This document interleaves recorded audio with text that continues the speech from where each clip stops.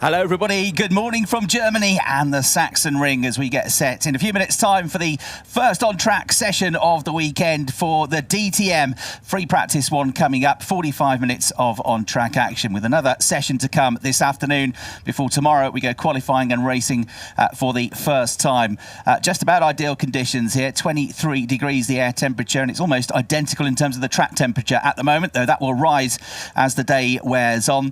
And we're here for the sixth weekend of the DTM 2023 season, and to the Sachsenring in the east of Germany. We're about 20 kilometres from Chemnitz, about 95 kilometres from the next biggest city, which is Dresden, and it's the first time the DTM have been racing here for more than 20 years. The last time the DTM raced here was in 2002, and it's a circuit with a big history. It was first run as a road circuit back in 1927 around the public roads and through the villages. It only became named the Sachsenring 10 years after that, in the late 1930s.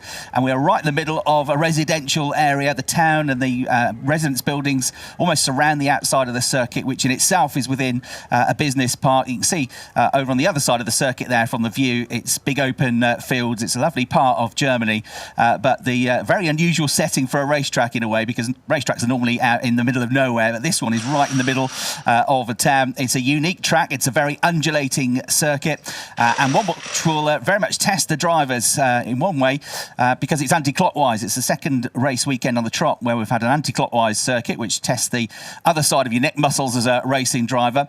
It's got a couple of blind entry corners as well, some very fast sections indeed around the course, and it's got a bit of everything, this track.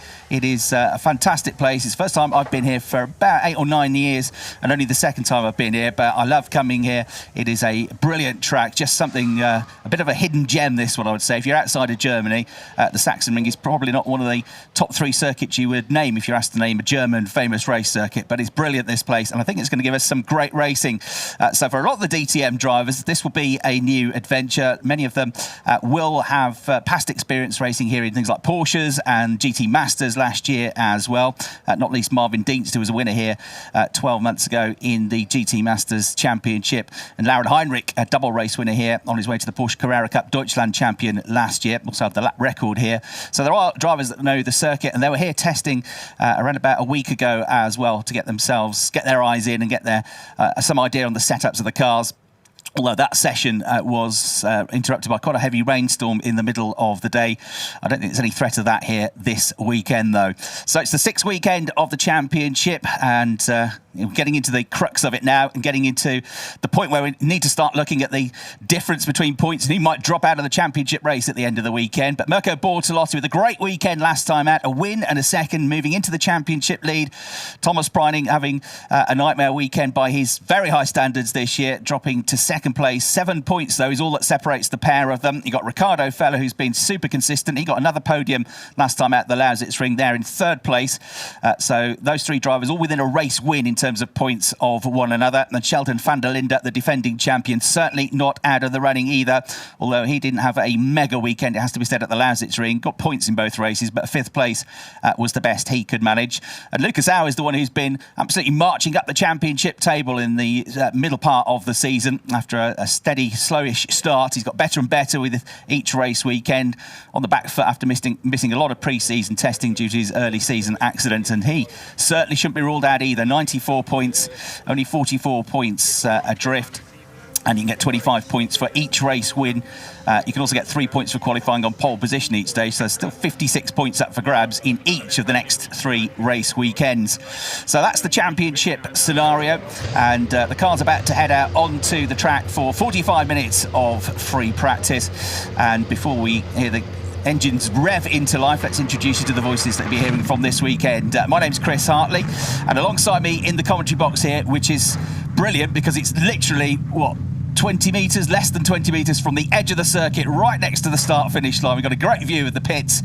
We're at ground level, and we're going to hear lots of noise down here in the commentary box as well. Somebody who's been to this track lots and lots of times and knows it and loves it also is Brian Oliver.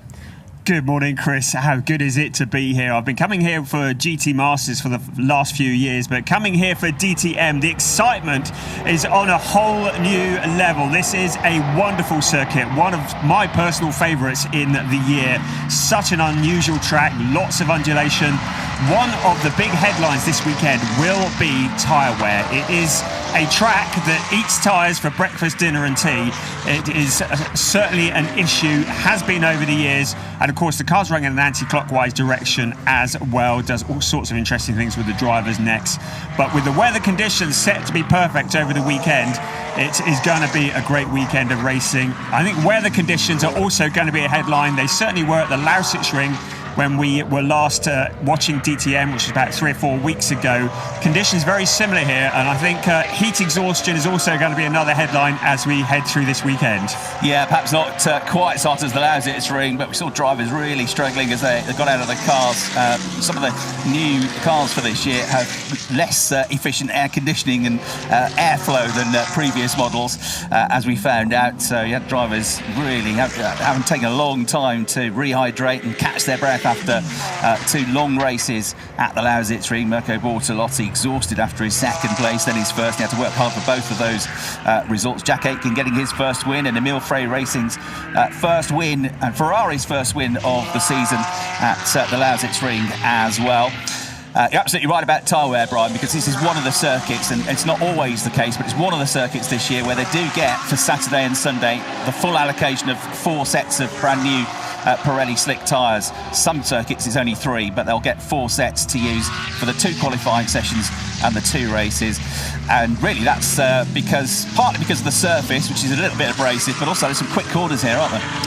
There are some very quick corners. It is a very high-speed track, and it is, as you already mentioned, a more abrasive surface than we have at a lot of circuits we go to. The other thing that's unique about this circuit are the blind crests, and I think it takes an awful lot of courage to get your foot buried on the floor, particularly turns 4 and 5 and 6, which is a double blind crest, and the cars come racing up there over the top of the hill and then back down towards turn 7. The other big feature of this track is the waterfall out of turn 11, a big downhill section. And if you've ever walked up or down it, you'll see why it's called the waterfall. It is spectacular. And then into turn 13 and the big steep climb up to turn 14. There really is no other circuit like it. And that's why it's one of the favourites with so many people. Yeah, what goes down must come up. Then you can see the back of the shot as they come over a crest almost to the finish line, which is further down the start-finish straight than the start line. So different start line and finish point here at this track. So it's almost as they come over the crest, suddenly the flag appears for them, and you've got to get a really good run out of the final turn 13, because you've got a very steep uphill climb. There's Lauren Heinrich then, who was a double race winner here in the Porsche Carrera Cup Germany last year, on his way to the title, and set the lap record here last year as well within the realms of the Porsche Championship. So he's, of course, driving a GT3 Porsche now. He's got a little bit of knowledge of the circuit. As I mentioned, they were out here testing a week or so ago. Most of them, not everybody. A couple of the teams missed out.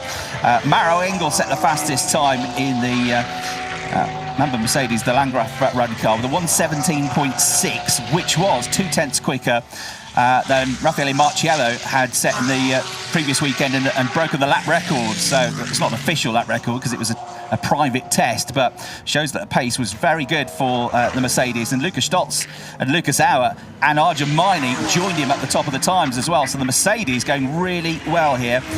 First, second, third and fourth. And yeah, 1:17.666 was the fastest time. So bear that in mind. Fifth place in the test was Lauren Heinrich.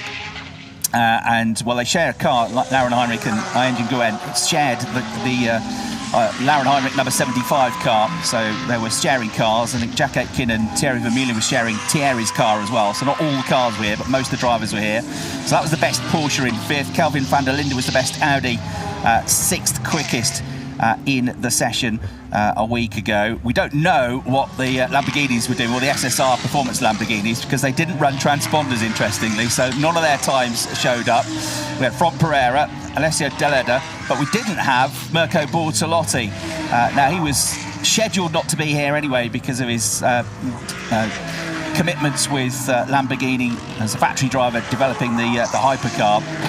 And Sandy Mitchell took his place, but he did have a nasty crash in the LMDH car at the Castellet Paul Ricard circuit. So hopefully he's okay and fully fit to go racing for this one. But we don't know what the times were because they were, as I say, not running transponders. So Sandy Mitchell not there. A couple of other teams missed the test as well, including Project One, Marco Wittmann amongst their drivers. So they're going into this a little bit blind this weekend as well.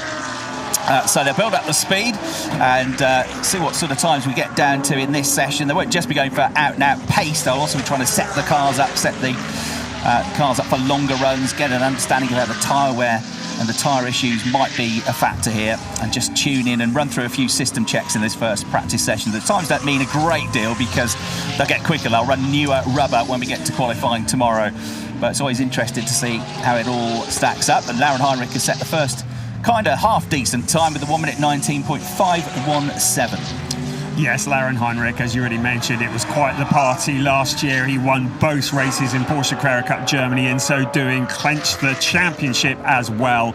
It was quite a celebration weekend for him, so he knows his way around here. There's quite a few drivers that have raced here in GT Masters, in Porsche Carrera Cup and the like, but there are quite a few drivers who have not raced here before, or it's been a long time since they raced here. So for certain drivers, this is going to be quite a challenging weekend because it's not the kind of circuit you can just get in and drive around quickly straight away. It takes an awful lot of learning.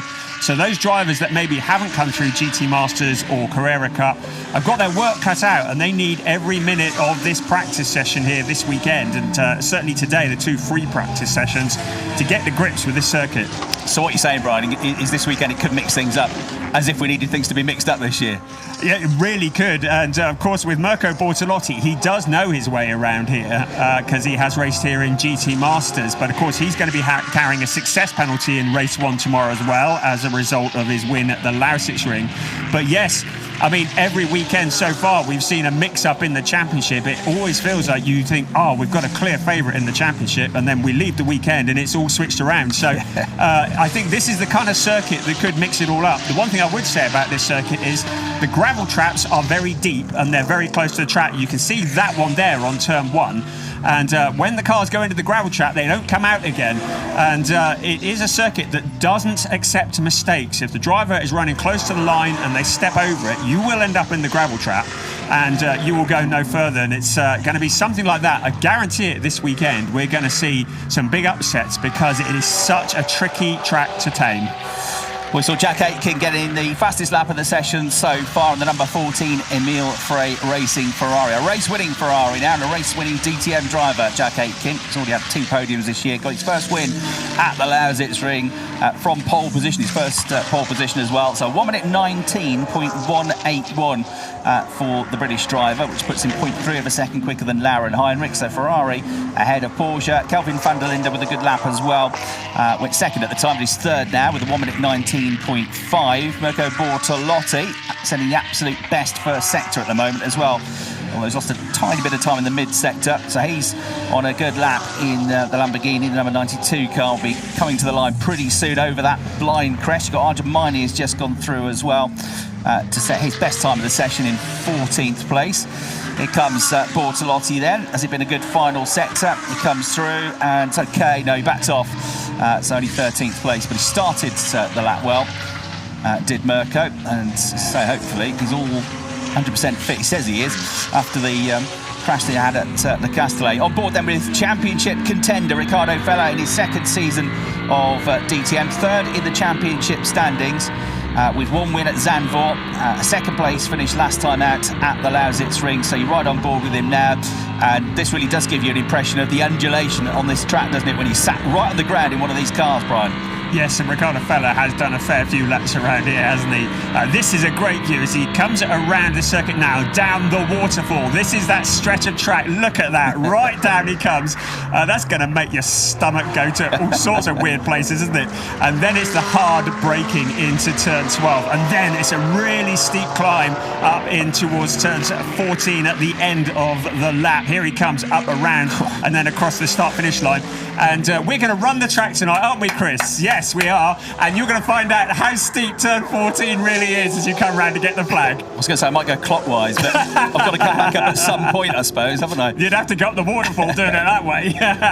Maybe I'll run 88% of the track and then retire. Oh, this doesn't look good. Steam coming from the back of Josef Vega's Mercedes. Yeah, that doesn't look good at all, does it? Like a leaked hose, yeah. With, water coming down on the track as well, you can see that. Yeah, leaving a trail. So hopefully he keeps that off the racing line. I mean, it will evaporate fairly quickly now anyway. So, yeah, boiling up there. We've already talked about the temperature here, and there is the flag just indicating that there might be something slippery on the surface. And there you can actually see it. I hope that is water and nothing more than that. Yeah. Yeah, we did talk about the heat already. Ferrari and Jack Aitken at the top, they've had problems with their brakes overheating this season. They were driving staggered in the traffic at Norrisring to keep them cool. Jack Aitken, of course, had an empty track in front of him in race 1 at Sachsenring, so he didn't have any problems there. So keeping the brakes cool is going to be an issue here in these beautiful blue sky conditions over the weekend. Also, Mirko Bortolotti was also saying that somehow you've got to work on the cooling for the driver in the car, because he said it's really hot. He says his ventilation ducts were clogged and they don't have aircon in the Lamborghini. And at Lausitzring, we saw Max Powell having to retire from the race because the heat was so intense. So it is going to be a factor this weekend, even if we're not quite at the 30-something degrees yet that we were at Lausitzring, and we've got a red flag out. Yeah, that presumably is because of the fluid that's been put down by that car, Josef Vega's Mercedes. Josef, one of the drivers that competed here last year in GT Masters at this circuit. So the session stopped for the time being. I don't think it'll be long, but I'm pretty sure that's the reason they've stopped the session. The marshals want to get some powder down to prevent any risk of cars coming off on any surface fluid from that car, whether it's water or coolant. Didn't look like oil, that's for sure. So the red flags come out with Aitken quickest, Heinrich second, Kelvin van der Linde third, Ricardo Feller in fourth place, Engin Guven and Maro Engel in the top 6 as well. Just a replay of the moment it was picked up by the cameras there. They can see coming from the right side of the car predominantly, where the trail of water is coming down on the circuit, or coolant. And yeah, that's towards the end of the lap, but it's still going to take a little while, I suppose, to cover it over. The marshals will be on it. It's got back to the garage. You can see the trail of fluid on the way into the garage as well for Josef here. So one of the things we should talk about, Brian, is balance of performance, because there's been quite a shift for the Porsches this weekend in terms of the restrictor on the car. Yes, Thomas Preining was decidedly grumpy after Lausitzring. He said that he felt they were massively disadvantaged, especially compared to the Lamborghinis, as we look at the point standings again. So yes, the BOP has been changed, and although Porsche have got an additional 10 kilos added, they are able to have a restrictor that is larger by 1.5 millimeters, so that's going to make quite a big difference. I'm told, I'm not of the necessarily the technical understanding, but I'm told that it's similar now to how it was for the season opener at Oschersleben. That's right, yeah. So conversation between Mirko Bortolotti and his race engineer, the championship leader.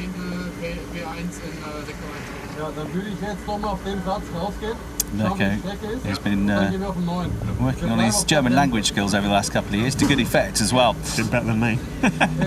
So yeah, the Porsche's back to the amount of restriction they had at Oschersleben, where of course Porsche's dominated, and Thomas Preining was very unlucky not to get a race win himself, wasn't it? It was only a pit lane infringement and a trip through the penalty box, which dropped him from first down to third place.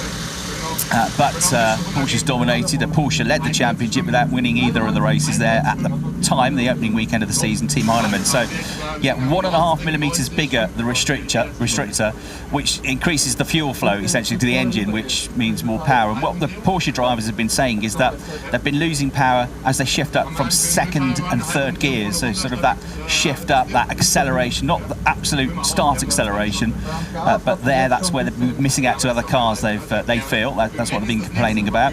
The top speeds certainly have been down in the trap, so they've got that restriction to slightly offset that. They have, though, got a weight increase, so they've got effectively more power available to them, but they've also got a 10 kilogram additional BOP than they had at the previous weekend at the Lausitzring. Same for Mercedes and same for Lamborghini. So Mercedes, Lamborghini and Porsche all with 10 kilograms more BOP weight than they had at the Sachsenring a few weeks ago. The Audis are slightly heavier, 5 kilograms heavier. Ferraris likewise 5 kilograms heavier. But the BMWs 5 kilograms lighter than they were, and they had a very, very slight increase in bar pressure, 0.01 as well. So everybody's been made heavier, except for the BMWs have been made slightly lighter, and the Porsches have got a bit more power to them. Now, having dropped to second in the championship, Thomas Preining is still one of only 2 drivers. Ricardo Feller's the other one that's been in the points in every single race weekend. So you got 15th in race 1 and 4th in race 2. He wasn't 15th because of the performance of the cars. He was 15th because he had to go through the penalty box 3 times. He was adjudged to have caused an incident involving a couple of other cars, Luca Enxler and Frank Pereira, and that was what ruined his race. But I think what he's been saying, Thomas Preining, is that without that, and as was proven on Sunday, we weren't able to push for a podium. 4th was as good as it could possibly get for him, wasn't it? So they'll be hoping for improvements. They weren't the top cars, as I said at the test a week or so ago. They were all Mercedes, but that was before this change happened.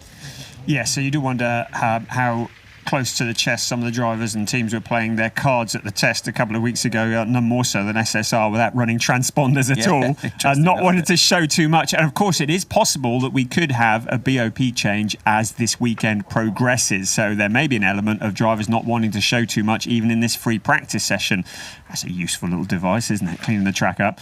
So it might be that the times and the speeds that we see today are not representative of what we might see in qualifying tomorrow. It really is quite a game of chess, isn't it? The BOP is a wonderful thing because it means we can have so many different kinds and different formats of cars running in the same race. But it really is a big point of argument and discussion, and it's a conversation that always takes place every weekend. Is it fair? Isn't it? Is it advantaging? Is it disadvantaging? It's a conversation we'll always have as long as BOP exists, because there is no scientific way of getting it exactly even, especially when you have tracks as different to each other as we do here. I'm thinking of Red Bull Ring, which is our next round. That has always favoured BMW, so they will be hoping desperately that the 5 kilo reduction remains that way in time for Red Bull Ring next time out for round 7 of the championship. Yeah, exactly right. We've got a new, in terms of for the DTM, a new balanced performance system this year compared to what we had last year. But of course, ADAC are familiar with the system, so they have got previous data to go by. But it's also, a lot of it depends on how cars perform this weekend, and not just one car. If one Mercedes performed well and the others didn't over a weekend, that wouldn't necessitate a change in BOP. But if generally all the Mercedes or all the Porsches were doing badly or well, that's when they start to look at things. The key thing here is that you just can't please all the people all the time. No. And you can't please most of the people all the time either. Yes, indeed. And if you're going well and you're getting trophies and you're getting good points, you probably won't complain about BOP. And if you've had a bad weekend, you probably will. That's the way it goes, isn't it? I mean, and if you walk around the paddock, literally everybody's going, "Oh, we would have been better if it hadn't been for the BOP, mate. We really would have been." And they're all saying it, but yeah, it's all a game of communication. And you see the fluid running into the garage there. The team doing a great job, and the marshals doing a great job. Incidentally, good decision to throw a red flag here. So. With a track like this, we don't want any incidents. Certainly early on in the weekend as well. So great decision to get the track cleaned up. It suggests it was coolant rather than water, doesn't it? Yes. It's just water that would have evaporated pretty quickly. So, they're dealing with that. So, Josef Vega's first practice session doesn't go quite according to plan. He was the one that laid that fluid down, as you can see from the replay here. And Mirko Bortolotti was one of the cars that was just behind him. In fairness, Josef got off the racing line as soon as he could, didn't he? Which is all he could do, really, other than parking the car, get off the racing line and limp back. And he wouldn't have known necessarily how much was coming from the car. And this, when he got back to the garage, you'd probably see it a bit more clearly from the front of the car there. So, and then you can see it, that trail that has just been covering over, pretty prominent. Where the session stopped and the clock has stopped as well, which isn't always the case in free practice. It can carry on. The qualifying session, the clock would absolutely stop, but they've stopped it, I think, in fairness to everybody, because they know it's going to be quite a long delay, this. So, we would have lost probably more than a third of the session if they kept the clock running. So they've taken the decision to stop the clock. Yeah, good decision. And as already mentioned, I think a lot of these drivers need every lap they can get around here, this unusual track that they don't often visit. So I think that's a very wise decision.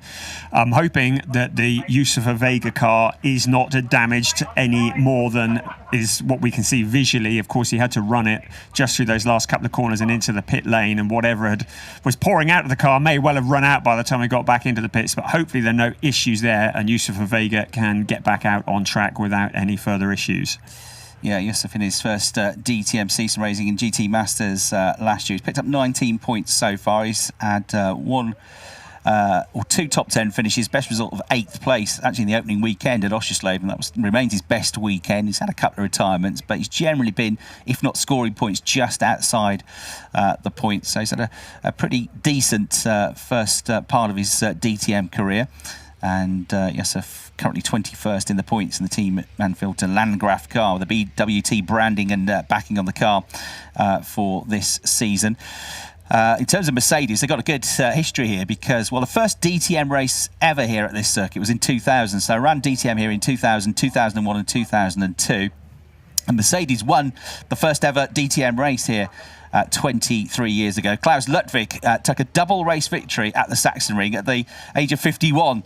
And then Bernd Schneider and Peter Dumbrecht the next year, both in Mercedes, won the 2 races there as well. So the first 4 ever races of DTM at this track were won by Mercedes drivers.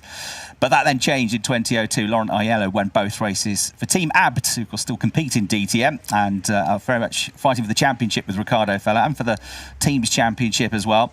And Laurent Aiello won both races here. The last time DTM competed here 21 years ago. Yes, that's a long time ago, wasn't it? The mighty DTM.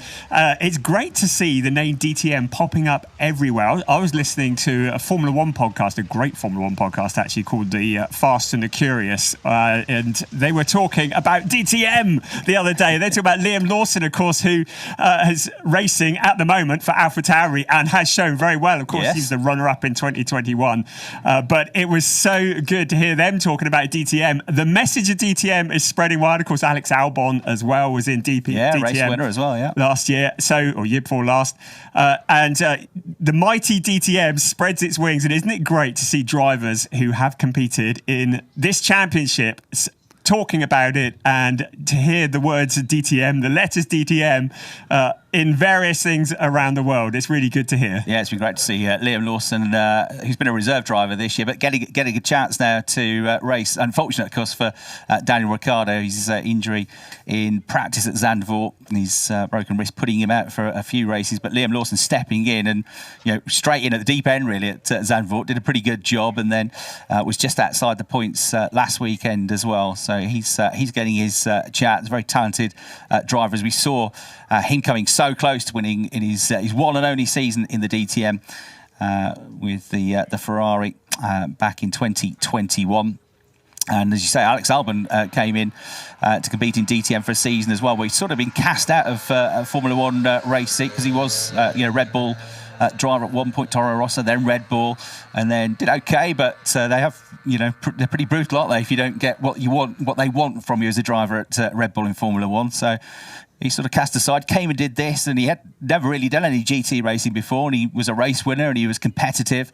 And since going back to Formula One, he's absolutely shone, hasn't he, for Williams? I mean, he's been one of the stars of the season, Alex Albon, this year. Well, if that isn't an advert for DTM, I don't know what is. There you go. Hone your driving skills in DTM, because, he has been the sensation of the year in Formula One, hasn't he? I'm loving watching he's doing. And it's great that he talks about his time in DTM as well. Really good stuff. Yeah, absolutely right. So we've got this delay. If you just joined us, we've got a delay because some fluid out on the circuit.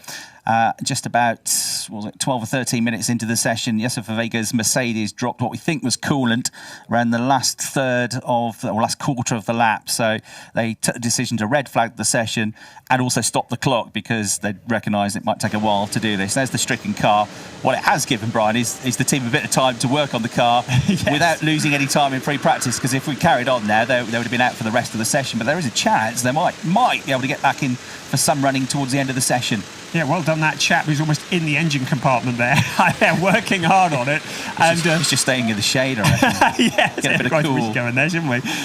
But yeah, all the teams are going to be working, getting it all together. This is a significant weekend. Of course, we're into the latter part of the championship. I mean, after this weekend, indeed. I mean, Oschersleben was only last week, wasn't it? It was really interesting. I was listening to an interview with Sheldon van der Linde earlier in the week, and he says this weekend is critical for him, and that if he doesn't score good points, podiums somewhere near the front this weekend, he considers his championship to be over. And you suddenly think, wow, this really is, we've been kind of breezing along, suddenly it is D-Day, because the championship is really coming down to it.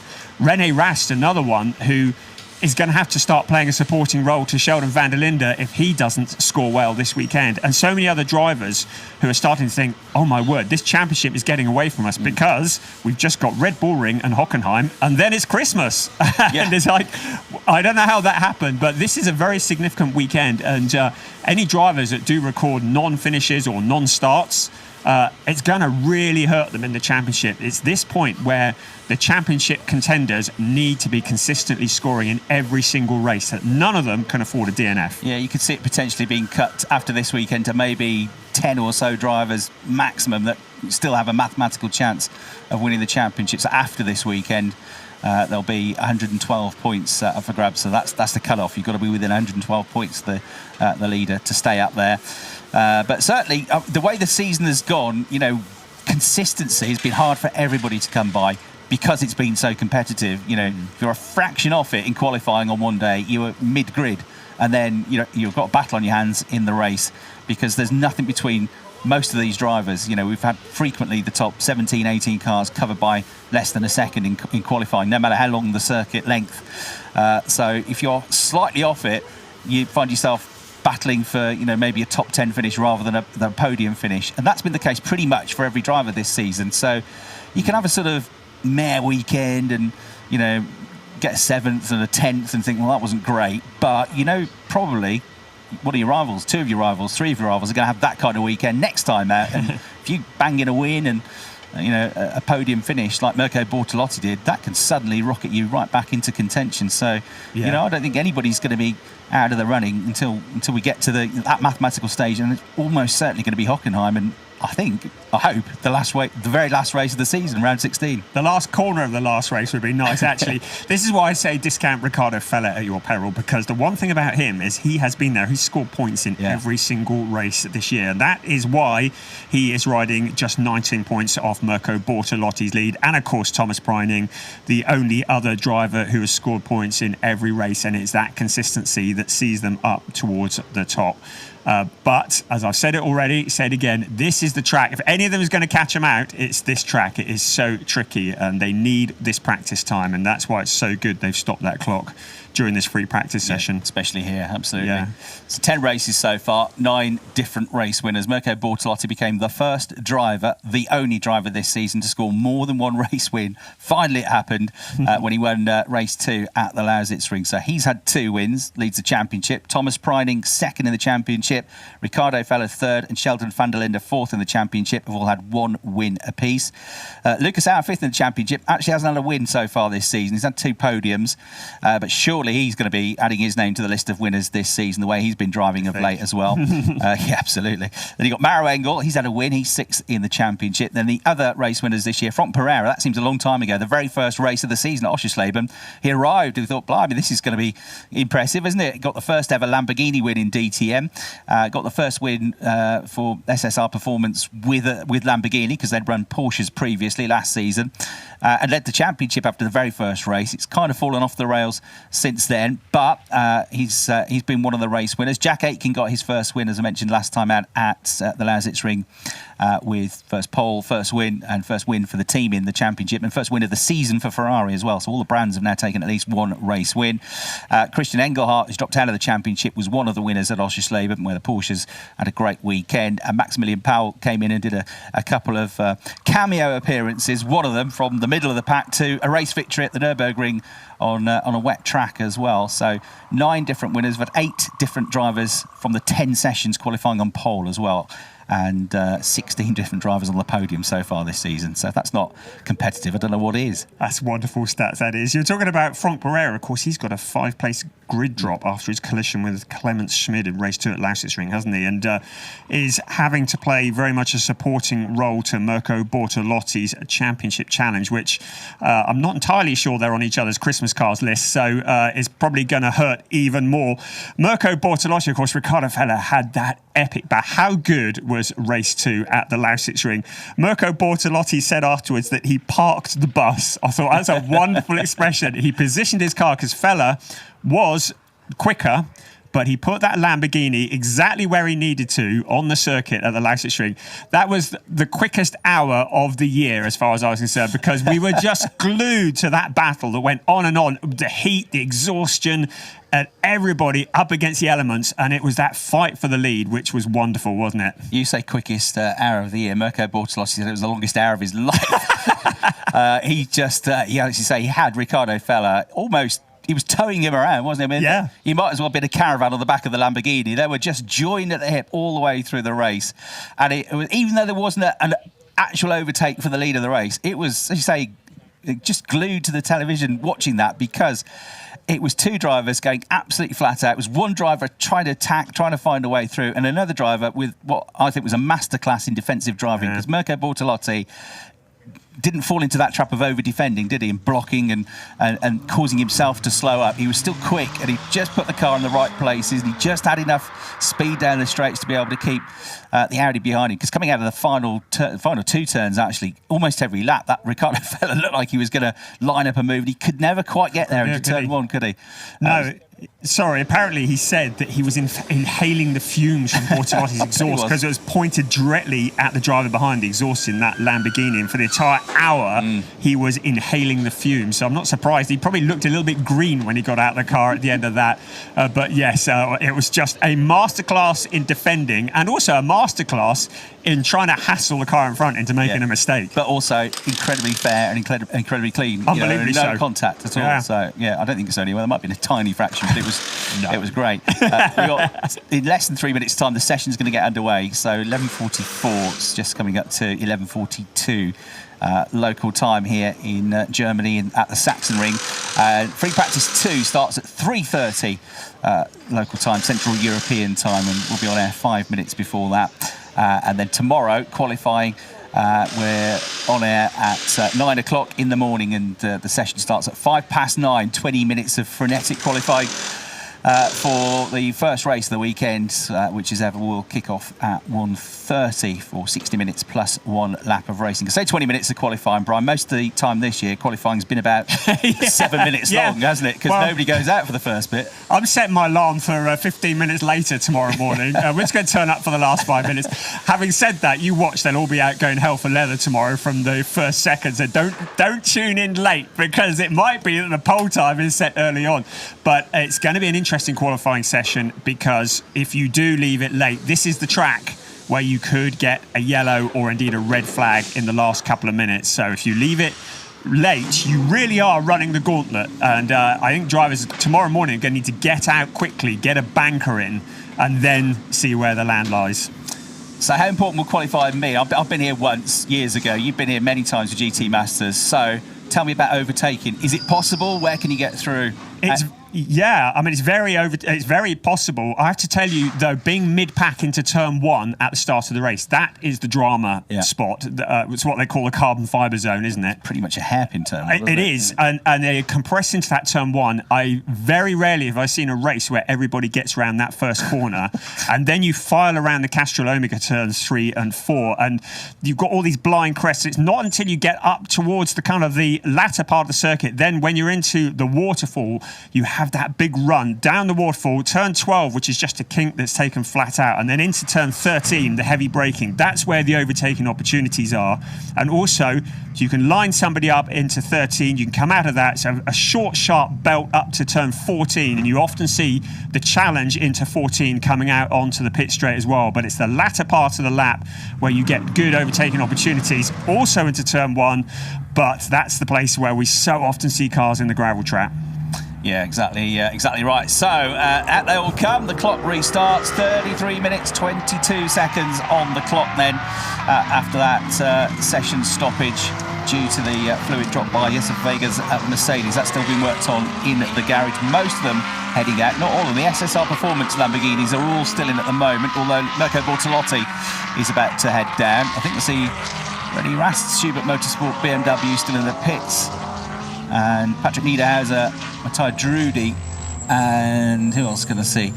Dennis Olsen still in the pits as well. So most of them have gone out, not all of them. I can see Wittmann's car in the garage as well at the moment, so he hasn't come out yet. But maybe, maybe some of these drivers don't want to get out there too early. I think the majority will want to get as many laps as possible, but each team seems to have its own strategy. We saw at Sachsenring, some of the teams didn't come out at all in FP1. They just did a couple of laps and went back to the garage, didn't they? Emil Frey were one of them, and SSR also didn't do that much in FP1 at Sachsenring, and they went on to win on race 2. 26 cars have set a lap time so far, although Dennis Olsen's just sort of pootled round on his lap. He didn't know he possibly was out when that red flags came out. So he's done a lap, but it was a very slow lap. And a couple of others, Sandra Holtz and Alessia Deleda, Clement Schmidt, haven't gone particularly quick either. But the only one that hasn't set a lap time at all is Lucas Auer. So Auer hasn't actually been out and crossed the line yet. He's done part of a lap, a recce lap, but nothing significant as yet. And right on cue, there he comes out of the pit lane. Must have been listening. Right, who do we want next? I'm trying to get something. What superstar do we want to see? Right, well, there's a superstar, Ricardo Feller, riding on board with him. He is one of the drivers who has done many laps around here as a result of being in GT Masters for a number of years, and he's just passed Lucas Auer, who I don't think would have been racing here the last time DTM came here, so I'm not sure that Lucas Auer has done many laps around here over the years. Great view from Ricardo Feller. You can see how blind those crests are as he goes up and then back down. That is around turns 6 and 7. That steep downhill bit. The undulation, you don't always see it that clearly when you're looking at it on screen. It really is steep. Now back up again towards turn 8. Up the brow of the hill we come. And then a little squirt of the throttle along here up towards turn 9. This is turn 9.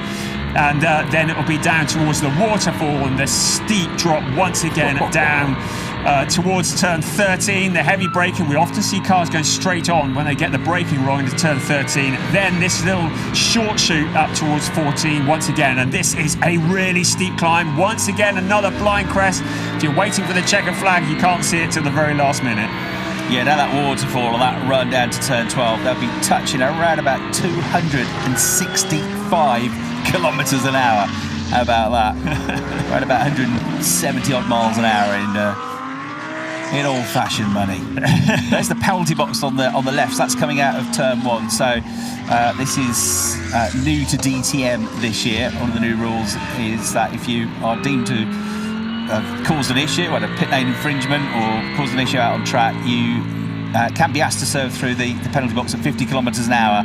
Go through that. It costs you, in theory, 5 seconds. It's usually done at a slow corner early in the lap where it's safe to get off the racing line, get out of the way. Someone's had one. Somebody's found the limits and then gone a little bit beyond them, just ahead of Ricardo Feller. But no harm done whatsoever. So yeah, Ricardo making his way around. The interesting thing about this year's championship battle, all of the top 4 in the championship all know how to win championships. Yeah. Sheldon van der Linde obviously is the champion of DTM from last year, but Mirko Bortolotti, Blancpain GT champion. Ricardo Feller 2 years ago was the GT Masters champion. Thomas Preining has won the Porsche Carrera Cup Deutschland.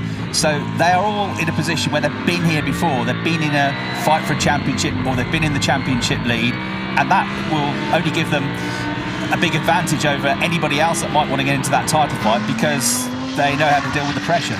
Yeah, and managing the pressure, I mean, a lot of the time, the mental pressure is half the battle. Drivers having to deal with the amount of pressure. There's Thomas Preining practicing going through the penalty box. Not like he needs the practice. He had 3 of them at the last. Yeah, one at Oschersleben. He's sick of the thing, isn't he, this year? It's cost him a lot of points, actually. Yeah. Well, he's very well rehearsed, just in case it does happen again.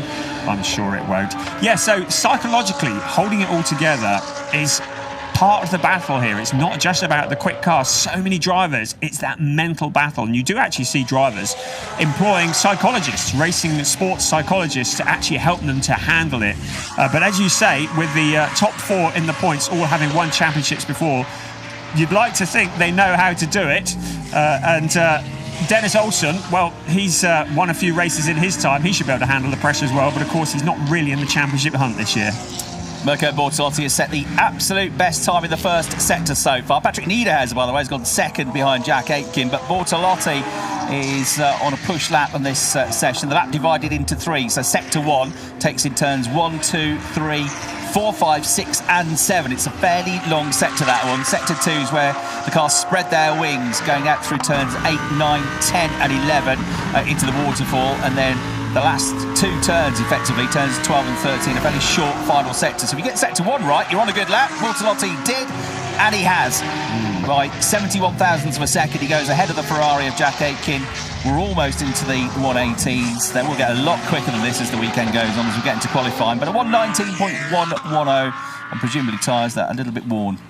And all those scaremongers who are going, oh, he broke his leg, don't you know, in that accident. Well, he's saying, hold my drink. Look, this is what I can do. My leg is perfectly fine, thank you very much. There were an awful lot of horror stories coming out after his accident in testing, but he's just making a statement out on the track as if ever he needed one, and looking very quick indeed. A bit of traffic there just getting out of the way, including Marvin Deanston, the number 99 Top Sport WRT Porsche. Lucas Auer was late to the party, but he started to work his way up the order. So he's on a personal best lap at the moment. He's only 22nd currently, but he did a 41.5 through the first sector, which was about 4 tenths down on the absolute best first sector time. So it's not going to be a mega lap, this, but it's not going to be bad either as Auer comes through. 14th place. 14th, only 0.8 of a second away. So Auer starting to build things up now. We've still got 26 minutes left in the session as we continue to follow Mirko Bortolotti now making his way over the start-finish line. There's that crest as they come over. The flag is just beyond that crest. The start line further down. And there, the steely blue eyes of the championship leader, Mirko Bortolotti. Again, who is this guy, the 99? Who's driving? Not like it's Marvin Dienst. It's Marvin Dienst. So you P1 by half a tenth. Just leave again. We have 26 minutes to go. I expect he wanted to know his name because he's going to send him a Christmas card. I expect not. Yeah, interested in that. Who's this guy? Who is this man? Not impressed with the traffic there, was he, Mirko? That was a rhetorical question, I think. So he was dispatched pretty quickly. Matthias Drudy has gone 4th quickest. So our teammates, Niederhauser and Drudy, 119.2s for both of them. That's ideal for a team, isn't it, to have 2 evenly matched drivers like that? Just 85 thousandths of a second between the pair of Tresor Orange 1 drivers. Auer's going quicker than he went previously and goes up to 6th place now. Over the crest he comes. So for me, Brian, well, it's probably slightly odd to say given his track record. And how good he has been, and how well he did, and how close he came to the championship last year. But for me, Lucas Auer is the dark horse this year. He's the one that might just sneak around the outside of everybody and win the championship. Yeah, I mean, he had a slightly slow start at Oschersleben, which caught everybody off guard. He also had a non-finish at Zandvoort. But apart from that, he has been there or thereabouts, and he's been picking up some really solid places, including a couple of podiums as well. And we mentioned this in commentary back at Norris Ring. It's like, yeah, keep an eye on him because he is just in the background, always there. And he is just 44 points off the lead of the championship and would only need a little bit of an upstep for Mirko Bortolotti, Thomas Preining, and he could easily jump to the top. He's a man you discount at your peril because Lucas Auer is always there or thereabouts. But yeah, he's just in the background, isn't he, at the moment? Yeah, 2nd, 3rd, 4th, 6th, his last 4 results. 5 out of the last 6 races, he's been in the top 6. So he hasn't had the win, but he's been picking up the points. I mean, even Mirko Bortolotti, who's had 2 wins in the 2nd out of the last 4, but he also had that non-start, didn't he, in race 2 at the Nürburgring, so he didn't pick up any points in either qualifying or the race on Sunday at the Nürburgring. Thomas Preining has had a 3rd, a 4th, a 5th and a 15th out of the last 4 races. And then you got Mr. Consistent, Ricardo Feller, 2nd, 4th, 6th, 7th, doing similar things to Lucas Auer. So they keep doing that, and then pick up the odd win. You know, you don't necessarily need to win more than a couple of races this year to win the championship, I don't think. I should think that Lucas Auer is probably ruining that non-finish at Zandvoort, actually, you know, ifs and buts, because without that and the poor Oschersleben, he really would be up at the top of the standings. But as the expression goes, if my granny had wheels, she'd be my bike. I think that's the one, isn't it? Ifs, buts and maybes. It is what it is. This is racing. But he does seem to be finding an awful lot of pace later on in the season as it goes along. There's somebody who's been quite quiet so far, Sheldon van der Linde. He's currently down in 19th place at the moment. You get the feeling that maybe they're working on a race setup in the number 1 car rather than going for outright times at the moment. I've got to say, Brian, I've never heard that expression before. My granny had wheels, she'd be a bike. It's a bit disrespectful, isn't it? Grannies around the world. I don't even know what that means. I don't know why, actually, but yeah, as you were. Write it down. I'm going to use that. I don't know what context I'm going to use it. Yeah, Sheldon van der Linde has been a little bit quiet. BMWs tend to be quiet in free practice in terms of being up there, apart from, weirdly, Oschersleben. Remember, Sheldon was quickest on the Friday, and it all looked great, didn't it? And then it wasn't a very good weekend for him in the end. But generally, Fridays, they've not shone the BMWs, have they? And René Rast is 18th, Sheldon van der Linde is 19th, and then Marco Wittmann and Sandro Olsen are the bottom 2 at the moment. But maybe they are working on a race setup. And as I said, what felt like about 2 hours ago, maybe some of these teams are not wanting to show their hands too early, because there is now a change in the rules. It's new for this year that the ADAC can change the BOP during a weekend, and they can change it from Friday to Saturday, or indeed from Saturday to Sunday. And it might be that you just want to stay quiet, stay below the radar, get a good race setup, and then maybe lay it all on the line tomorrow morning in qualifying. Yeah, and it has happened already this year, hasn't it? We just saw flashing through shot Thierry Vermeulen, who has been really impressive for me of his first season of DTM, and he's only 20 years of age. He hasn't got loads of experience prior to coming into this. He's not one of these drivers that started kart racing when he was 5 or 6 years old and has already done lots of racing. But the last 4 races, Thierry has been in the top 10 all 4 times, as we get David Schumacher's team radio. Changing the car now to the quali setup on quali sim, and then we put the new tires on, and then we do a quali simulation. We have 23 minutes left.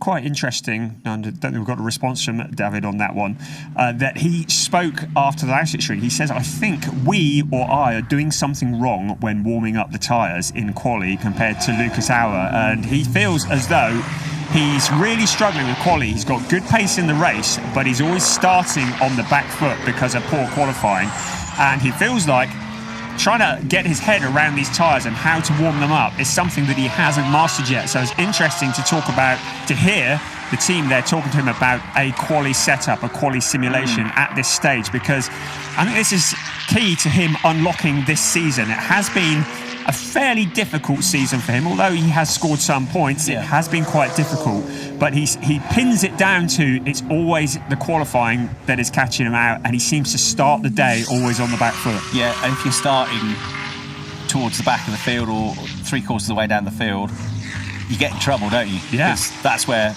generally first lap, middle of the pack and down. Fiber zone. That's where all the bodywork starts flying off cars in the first lap of the race, and that's happened a few times to him.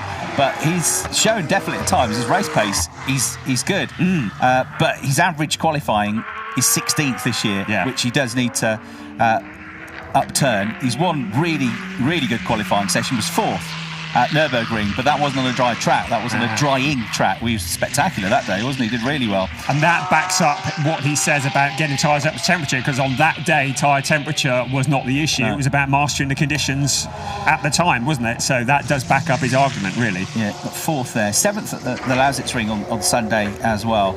He's also said, I mean, prior to last year, single seaters has been his route, really. So he hadn't got GT racing experience until last year. Very different types of car to come and step into. Yeah. But he's also said on a few occasions he's struggled with the ABS on the cars. Getting used to that has been a bit tricky. But he's a young driver. Hopefully he's going to be given time to come through, because there have definitely been times where he's proven that he's capable of being up there. So you know, he's coming into the most competitive GT3 field in the world. Yeah. I would say give him a chance to come through, because there's definitely some talent there. Oh yeah, and the clues in the surname. We said that Porsche might be sandbagging. I think Tom Preining might not be. He's set 2 purple sectors. Here he comes. This is going to go to the top, isn't it? Certainly does. Half a second quicker than Mirko Bortolotti. He's like 19. 19. What do you mean 19? Have an 18. There you go. Almost a 17, not quite, but 1:18.6. Yeah, sandbagging. Well, maybe not after all. Porsche going right. Here we go.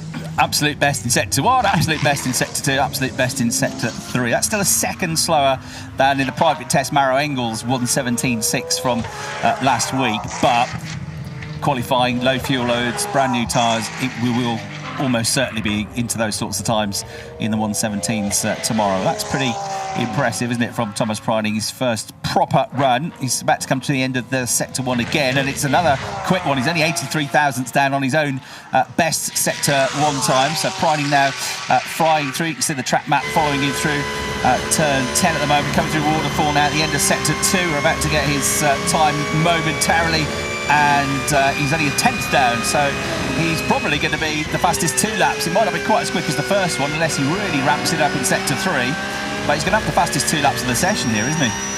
Yes, looking very dialed in indeed, and yeah, still going quick, but there is a couple of laps to get the best out of the tyre. So he crosses the line again at 1:18.865, so a couple of tenths slower than the previous one.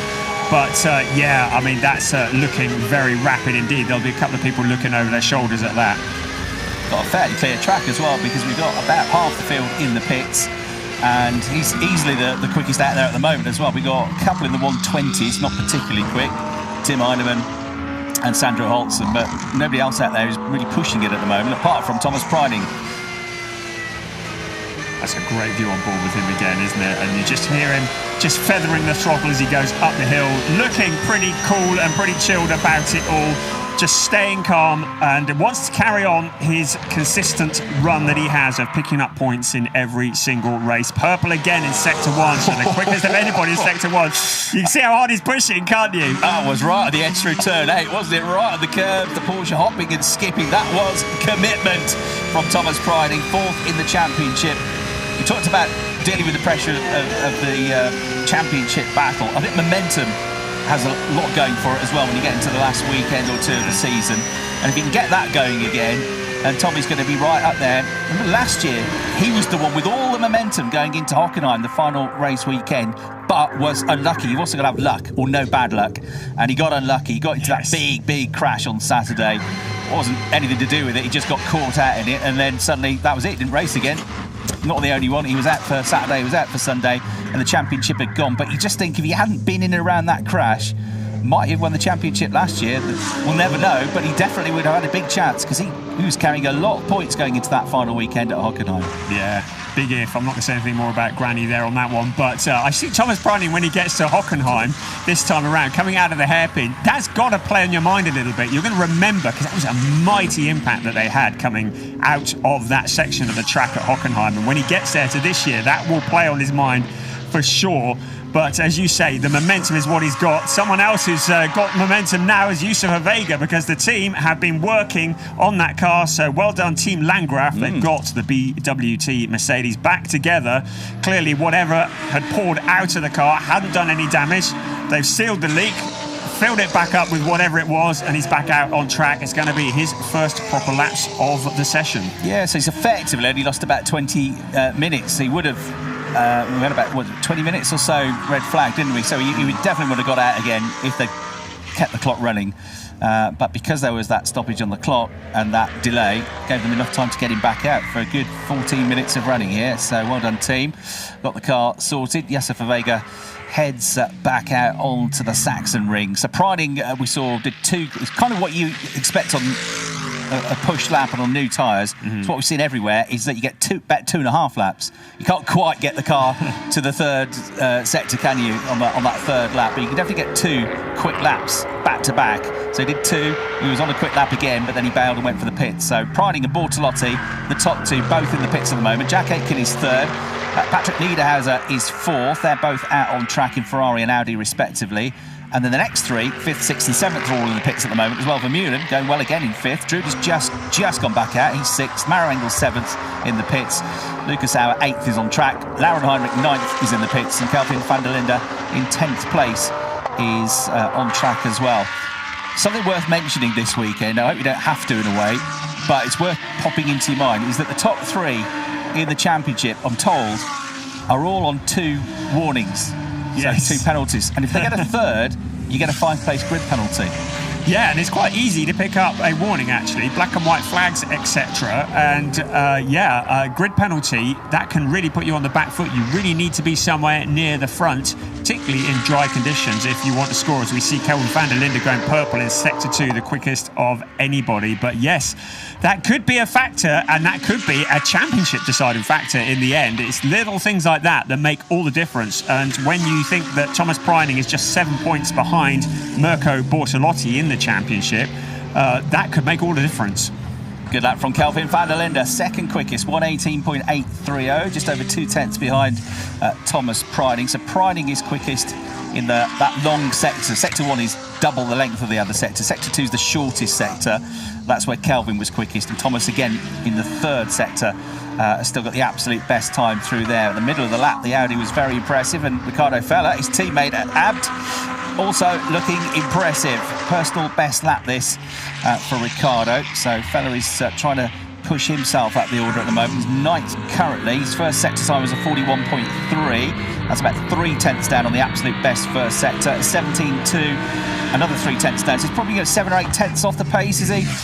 Yeah, 8th place. Through he comes. It is an improvement though. Kelvin van der Linde with an absolute best first sector now. So he's on a push lap on good Pirellis. Best through the short middle sector as well. So coming into the left-hander at turn 12. Will drop and then begin the climb up towards the end of the lap here.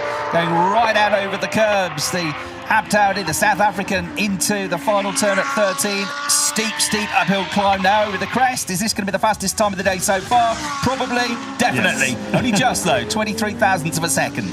Yes, 18.578. So Kelvin van der Linde, good, solid work from him. The Audis are looking very strong. I still think, at the risk of repeating myself, that they're trying to get their heads around the tyres. In the GT Masters race last year, both of them, punctures were an issue. Not just tyre degradation, but also punctures. A lot of cars didn't make it to the end because the tyres blew out. Now, a lot of that might be to do with the curbing, some of it might be to do with the pressures and the heat, but I think getting their head around it is quite critical, and that's why these 2 free practice sessions are so important, to get your heads around that, because this is where all the research is done here as we look at Ayhancan Guven in the number 24 car. He's doing personal best in Sector 1 and Sector 2 up towards the latter part of the lap. Let the cars run very wide, don't they, coming out of turn 12 when they're on a push lap. So the Team 75 Porsche, the Turkish driver over the line, 5th quickest for him. We also haven't seen him, but Dennis Olsen a few seconds ago went 4th quickest. And we heard on the team radio that David Schumacher was going to go for a qualifying type run. He's just about to leave the pits in his Mercedes as well. So here is Dennis, who's on a personal best through first sector of this lap as well. He's already up to 4th place with a 1:19.146, actually 36 thousandths of a second behind Bortolotti. And Lucas Stoltz has gone 3rd quickest. He got his 2nd podium of the season last time out at the Lausitz-Ring. It's been perhaps not the season he would have hoped for or expected, Lucas Stoltz. He was a race winner last year and would have been hoping to push for the championship this year. Hasn't quite materialised for him, but he's had flashes of brilliance, and he's been going well in this session so far. So 3rd quickest for him. There is Franck Pereira. He's been in the wars a bit lately, hasn't he, at the Nürburgring and Lausitz, the French driver. Not Clement Schmidt's best friend after their coming together when Clements was on course for a first podium in DTM in the Grasser Racing Team Lamborghini, and the pair of them came together in the battle for 3rd place around about halfway through the race. Yes, Clemens quite vocal in what he felt about Franck Pereira's state of mind as the GRT Grasser Lamborghini peels off into the pits, the aforementioned GRT Grasser Lamborghini peels off into the pits. But yes, there was an awful lot of attention there, but hopefully that's all calmed down a bit. But Franck Pereira, who has had such an up and down season, he started off, well, he was the championship leader after the first race, wasn't he? and was looking like a championship contender, but has certainly fallen away. 2 non-finishes at the Sachsenring has really put pay to his chances of fighting for the championship this year. Yeah, he had a win in round 1, a third in round 3. Since then, he's only been in the top 10 once. So that sort of represents how it's gone for him, really. It's dropped off a bit of a cliff forefront, but we know he's a very experienced and a very quick driver. We know the car and the team are well capable of winning, so there's no reason why he can't bounce back, but the championship looks tight for him. Jesse Vega then, having got the car sorted, is about to go for his first proper lap of the session. It's not bad either. It comes over the line.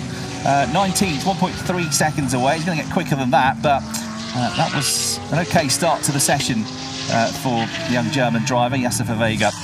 Yeah, it's a bit of a get-out-of-jail-free card, really, particularly with that red flag. He's managed to salvage something out of that, hasn't he? He's getting some very valuable track time. His younger brother is racing this weekend in the GT Masters, and his older brother was racing last weekend in the Prototype Cup, which is promoted by the ADAC along with Creventic. That was at Assen in the Netherlands. So the racing family, their father, who is a doctor and a racing fan, he's bringing them up well, but Yusufa Vega in the headlining DTM, somebody's gone a bit wide there. See a bit of a dust flying up in the air. I think that might have been Matthias Drudi. He's slipped down a bit now. Patrick Niederhauser has slipped back a bit as well. 9th place for Patrick, 11th place for Matthias Drudi, the 2 Audis. So far, we've got Audi quickest, Porsche 2nd, Mercedes 3rd, Lamborghini from Pereira just going into 4th place, Porsche 5th, and then Lamborghini 6th, Porsche 7th, Ferrari, best Ferrari, Jack Aitken in 8th place.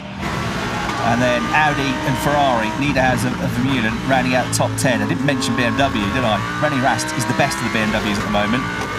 He's had 100 races now in DTM, and he's 18th is all he can manage at the moment. Yeah, he's a long way down, isn't he? Yes, 100 start at race 2 at Sachsenring, celebrated with a cake and RR100 stickers on the car. And René said, now I feel a bit old. It was incredibly quick to have the most races from 2017 to now. In fact, there are 2 drivers with more races than him, though, aren't there? Marco Wittmann and Lucas Auer both have more than him. But Rast said his goal is to beat Bernd Schneider's 5 championships in DTM. So there you go. He's laid down the gauntlet.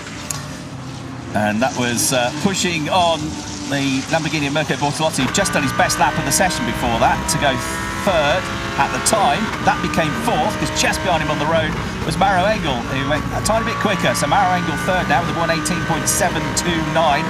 But on board with Mirko's done the absolute best first sector time here, the championship leader. So it's only free practice. We're going to get quicker in qualifying. But this looks good, doesn't it, at the start of the weekend for Mirko Bortolotti. Green, which means personal best through that short middle sector as well, which just takes in effectively turns 8, 9 and 10. Coming up to the final turn now. Attack it, we've got to get a clean exit. A little bit of a wobble from the car under braking coming through. Clean, tidy exit though. Over the line goes Bortolotti, and he loses that by 1/10.5 in the end. So the lap fell away from him in that final sector. He was 3/10 down on Preining's absolute best sector 3 time. That's where he lost all the time. Until that point though, he was on course for the fastest lap of the session. Did the lap fall away from him, or did his foot fall away from the accelerator in the final sector? A devil's advocate and all that. But yes, clearly no issues with Mirko Bortolotti and SSR Performance once again preparing the Lamborghini beautifully. I have to say, if there's one circuit I'd love to see in onboard camera shots, it's here at the Sachsenring. I could watch the whole race from this kind of angle. It is amazing as we ride with Mirko Bortolotti once again through up towards turn 8 and 9 and up that steep climb once again. And haven't SSR Performance, Stefan Schlunstein, done a great job to switch from Porsche in their first season in DTM to Lamborghini that they're running this year, and to be fighting for the championship. They've got Mirko Bortolotti, because he's a vastly experienced Lamborghini factory driver, so that's going to help. But they've not worked with him before, he's not worked with them before. That it's gelled so well is testament to how good a job they've done this season. It is. The testament is they're just 6 points behind Manthey May in the team's championship as well, which just shows how well they are performing. 0.00. Oh, identical time. Identical time to Amazing. Van der Linde. Don't see that very often, do you? No, if that happens in qualifying tomorrow, I'll have kittens. Kelvin van der Linde. I'll have a vet on standby. Send a 1:18.578. Mirko Bortolotti matches it exactly. 1 minute 18.578. Amazing. If you said to Mirko or Kelvin, that's your target time, you've got to do exactly 1 minute 18.578. They'd never be able to do it, but they have somehow managed to achieve it. To the thousandth of a second. Fantastic stuff. Man, why are we always the fucker?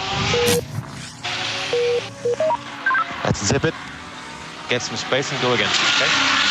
With improvement on the second sector. So that's Pick it up. Yeah, 5 minutes to go. Arjun Miney's now becoming customary angry radio message on a Friday. Customary. They managed to bleep out all the words other than the swear words, I think. Well, we got our bleep operator. You sack him. Tunefully employed, thanks to Arjun Miney, on a Friday, who exploded on the radio at the Sachsenring because of the balance of the understeer of the car. And now he's getting annoyed with traffic, isn't he? And that's just showing the frustration for Arjun. Arjun Miney, if you've never met him, he's a lovely bloke. He's a really, really nice, easygoing chap. But he's had a rotten season, hasn't he, in DTM this year? Nothing seems to have gone right for him. And you just think, well, I'm doing everything I can. Why is it not happening? It's just not come together for whatever reason for him, for the team this year. He's found himself in trouble, in accidents, and it's just not happened for him. And we've known from the past 2 seasons that he's well capable of running up the front and been on the podium before in the DTM. And the more it goes on, the more you think, well, what have I got to do? When is it ever going to change my luck? And the frustration just seems to be boiling over at the moment. Yeah, it's what we were talking about earlier. It's the mental thing. Once you get into that rut, that horrible dip, and it's like, what have I got to do to get some points to win? And then you start overdriving and pushing too hard and getting involved in things that you don't need to. And it's really hard to dig yourself out of that pit, isn't it? And he probably needs to just go and have a holiday somewhere and come back and almost reset his mind. Getting busy. We got Schumacher, Bortolotti, Kelvin van der Linde, all coming back out of the pits. Behind him is his brother, Sheldon. Interesting might be as you sort of alluded to earlier, Brian, what the teammates' role is in all of this for the championship contenders. And all of the top 4 have got pretty handy teammates. Now, Mirko Bortolotti's got Frank Pereira as one of his teammates. He looks like he's going pretty well this weekend, 5th quickest. Yeah, he's not had the best of times of late, but he's vastly experienced. He's well capable of giving a bit of support to Mirko Bortolotti. Then you've got Thomas Priding with Dennis Olsen. He's a proven DTM race winner, proven Porsche champion. He's looking pretty good. He's up there in the top 10. That could be helpful for him and the Manthey EMA team. You've got Ricardo Feller, who's got Kelvin van der Linde as his teammate. Now, in all 3 cases, the other driver's not really fighting for the championship this year, where Kelvin won't ever give up. But it's looking a bit thin for him. He's 9th, and he needs a mega weekend this weekend, that's for sure, and for others to fall away. But that's going to be helpful. And then you've got Sheldon van der Linde.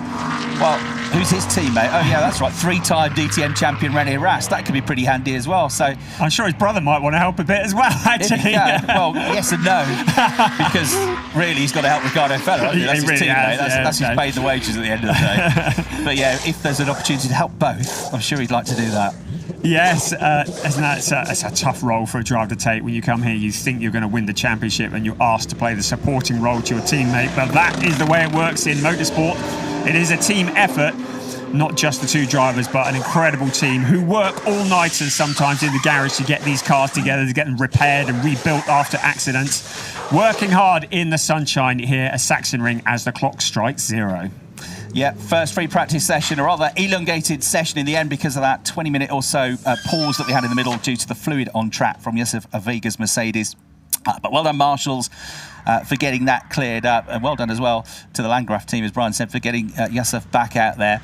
So the end of the session, Kelvin van der Linde topping the times. Remember last time out, he got his first podium for 12 months. So is the momentum with him?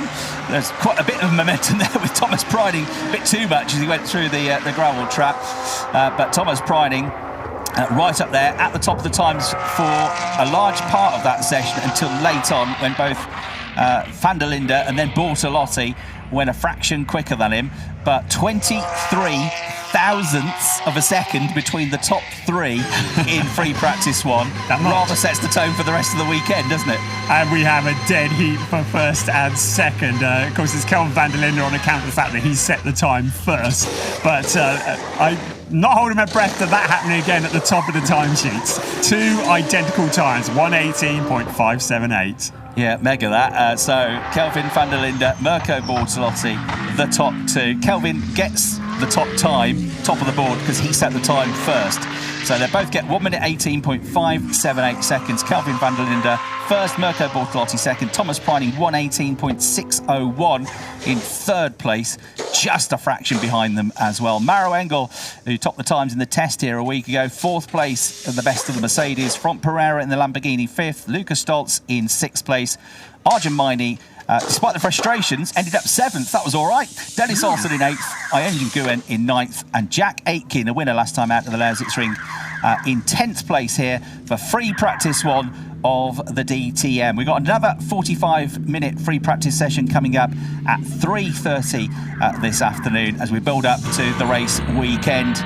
And getting on board now from Ricardo Feller, who is one of the key championship contenders this weekend, running around this Sachsenring circuit, in which he has plenty of experience as well as former GT Masters champion. So it wasn't right up there in the times, but he will be pleased by the fact that his teammate in the same car, Kelvin van der Linde, was, and that could be helpful for him as well as he makes his way off the circuit and into the pits at the end of the session. A session which is already getting hotter, by the way. It started at 23 degrees, it's 26 degrees now. Track temperature up to 24 degrees.